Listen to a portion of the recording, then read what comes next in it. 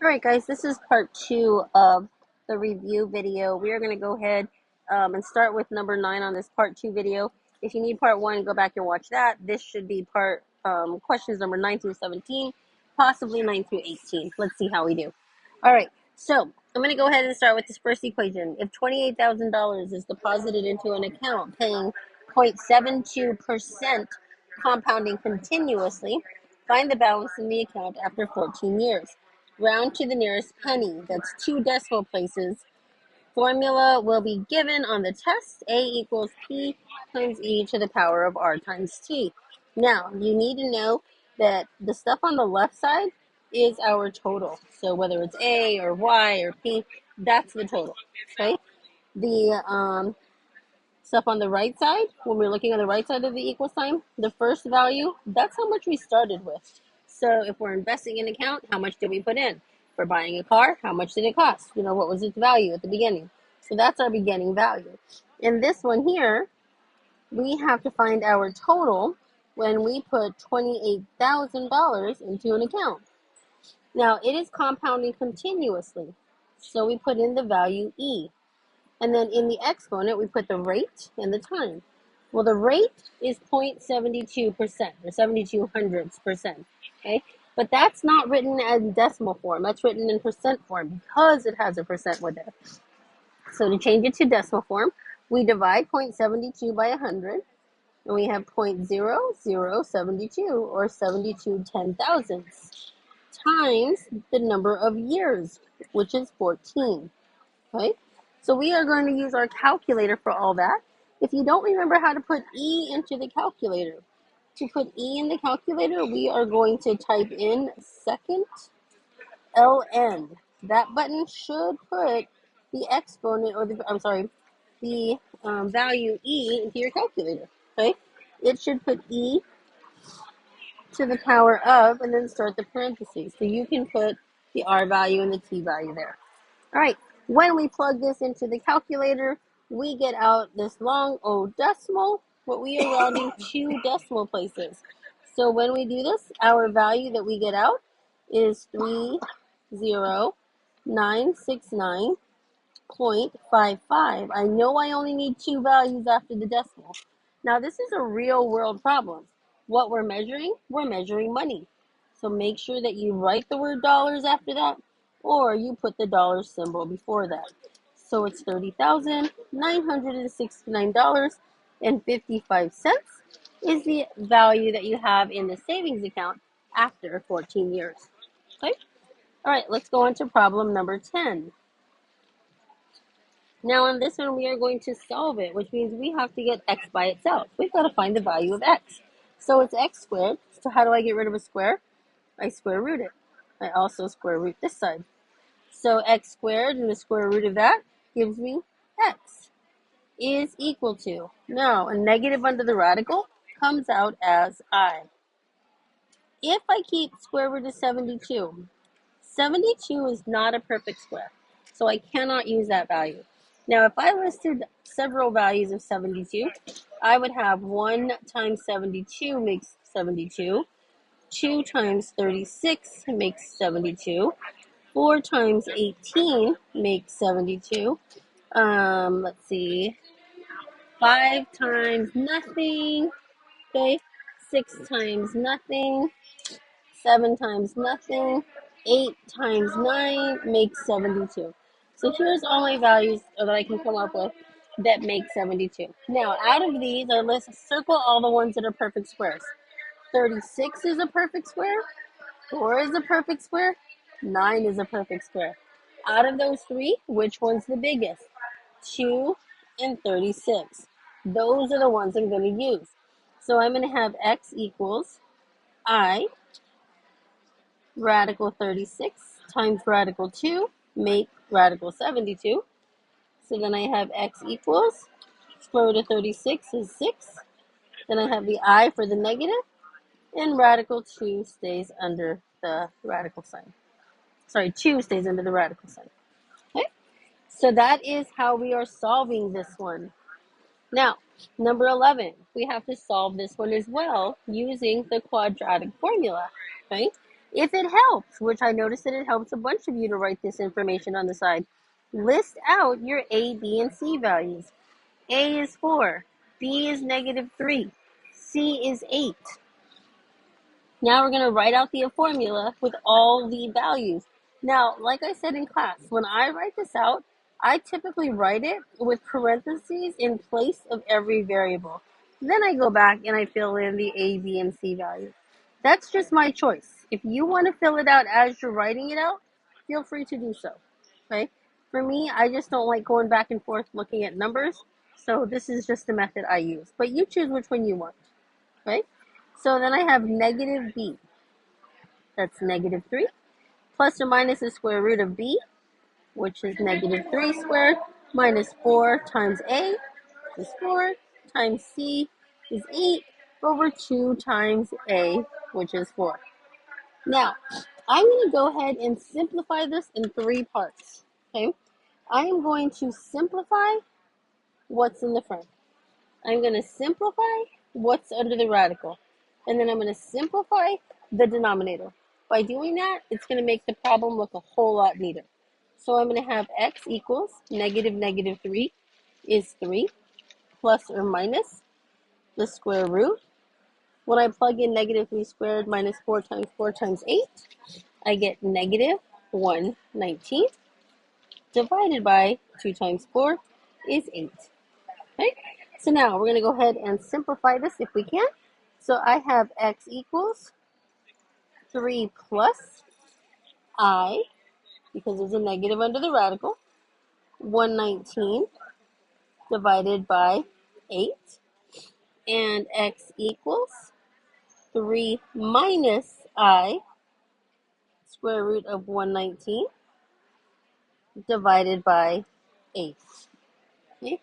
Now, if you wanted to write this as one single solution, and you wanted to write it as 3 plus or minus I radical 119 divided by 8, you could do that as well, okay? But understand that that is 2 solutions, one with 3 plus, one with 3 minus. Okay? All right, let's go to number 12. So on number 12, we are solving and then we are checking. So when I'm solving this, I'm trying to bring all the x's together. Before I can bring the x's together, I need to get the x out of underneath the radical. So I'm going to go ahead and square the left side, square the right side. So then I will have 2x plus 6 is equal to x plus 3 times x plus 3. So parentheses are being squared.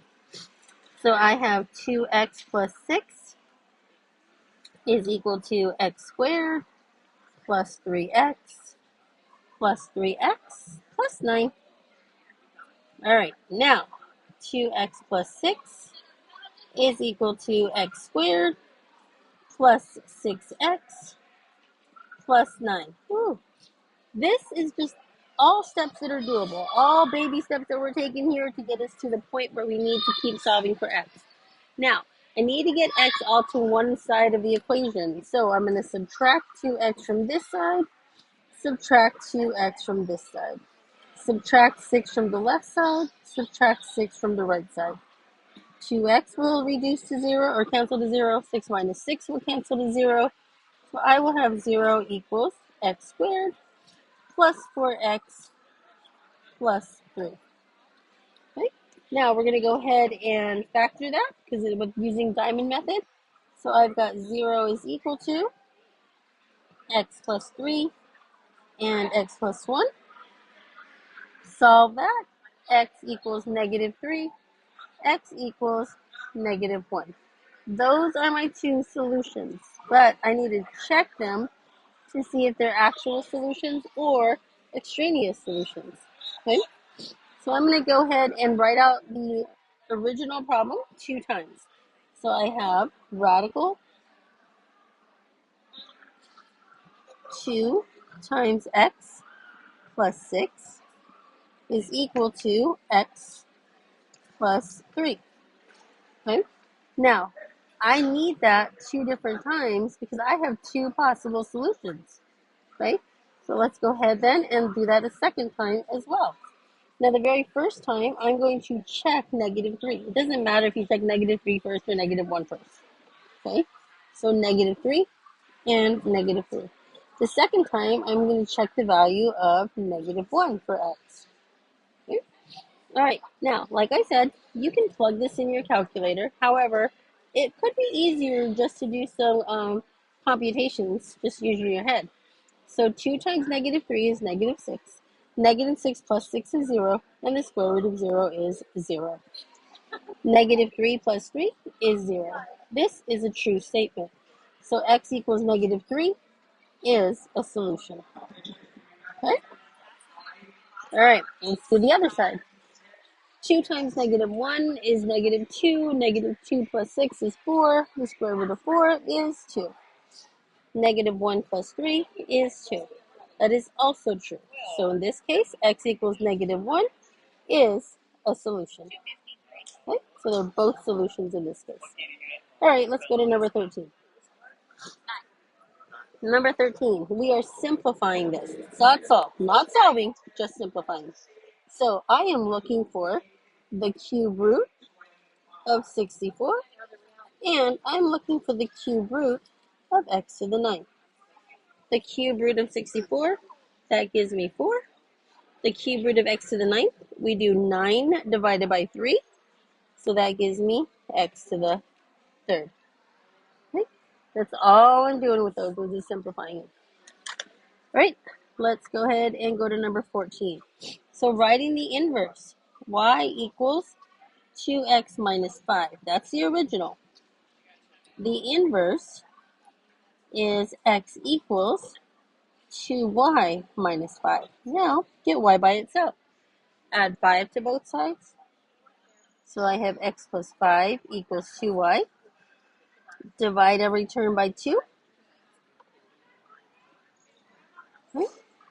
So I have x over 2 plus 5 over 2 equals y to the negative 1 power. That lets them know that this solution is inverse to what we started with. That negative 1 says, hey, I just did everything backwards. Okay? All right, number 15. The value of a car in dollars is given by the function y equals 34,000 times 0.742, or 742 thousandths, to the power of t, which is the number of years since it was purchased. What is the percent rate at which the car decreases each year? Now, we all agree that a car loses value as time passes. So we have the equation y equals 34,000. Okay. Now, when I bought the car, it was worth 100% of whatever it was. So that would be 1.00, okay, to the power of however many years I keep it. However, as soon as the car is sold, we have 34,000, and we have to do 1 minus the percentage that it's decreasing, or I'm sorry, the percentage that's left remaining on it. Like, what value is remaining after 1 year? That's going to tell us how much the car actually decreased. What percentage is taken off each year, okay? So that it's not worth that much anymore. So 1 minus 0.742 gives me 0.258. Okay, so that means that the car reduces 258 thousandths, but that's a decimal. They asked us for the percent. So to find the percent of this, we're going to multiply it by 100, and that gives me 25.8% decrease each year. Okay? All right, so that's number 15. Okay, let's go on to number 16. All right? On number 16, we are factoring this. Now, when we factor it, we have to determine whether we're doing a difference of cubes or a sum of cubes. If we are given difference of cubes, we are going to write our factors like that. If we are given the sum of 2 cubes, we are going to factor it, and it'll look like this, except with the appropriate values for A and B. Now, A is 64x cubed. So the cube root of that, the cube root of 64 is 4. The cube root of x cubed is x. That's our a value.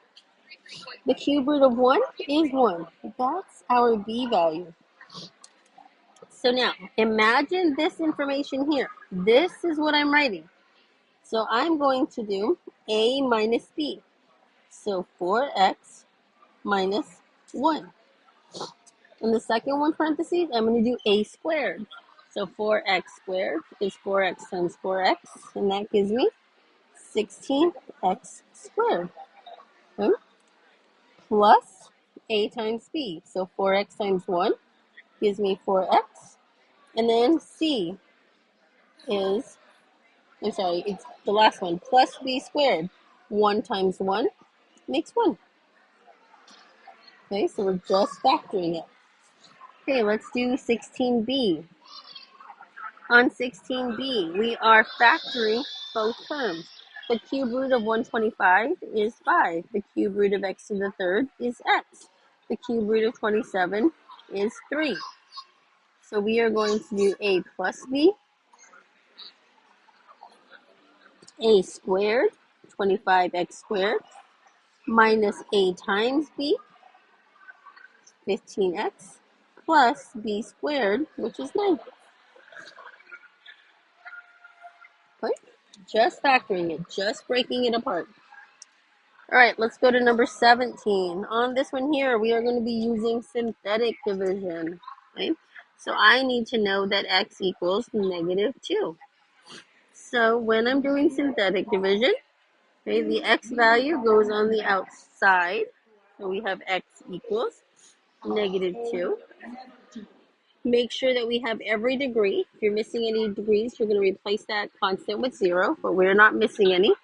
So I have 2x to the third, negative 3x squared, 4x plus 5 as our constant. This little box down here becomes our remainder. Okay.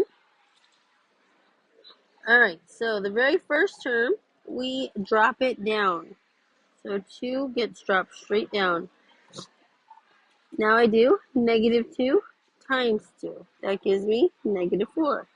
Negative 3 minus 4 gives me negative 7. Negative 2 times negative 7 gives me positive 14. 4 plus 14 gives me 18. Negative 2 times 18 gives me negative 36. 5 minus 36 gives me negative 31. Okay? Now, when I rewrite it, I've reduced it. I've divided out one of the x's. So what I'm going to have left is 2x squared. That's my highest degree now.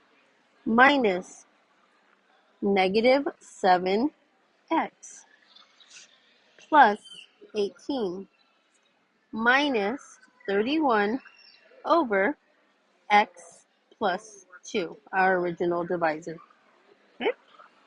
All right, I'm going to go ahead and stop on this one, and video 3 will have the remainder of the questions. If you don't need any of these, feel free to go on to the other one.